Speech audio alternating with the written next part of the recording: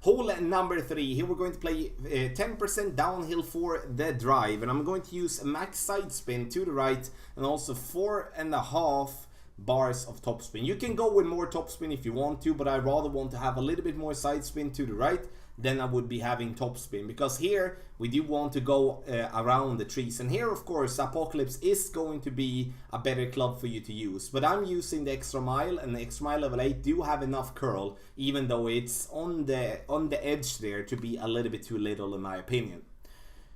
We do aim up as for the ball to bounce over here. We do want to adjust our rings, and once we have done that, we do need to push up our target into max position again, because we need all the distance that we can get.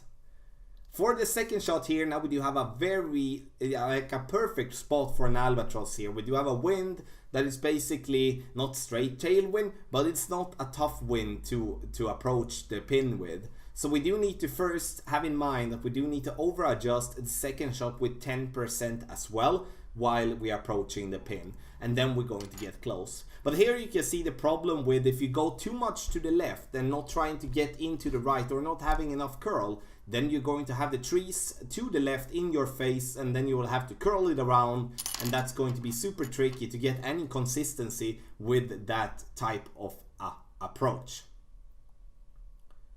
So our turn, and here I'm going to play with my short iron, and I'm choosing the thorn because I do like to play with a thorn. But definitely for those of you who play with a hornet, stick with a hornet. I think a short iron should be the club that you feel the most comfortable with.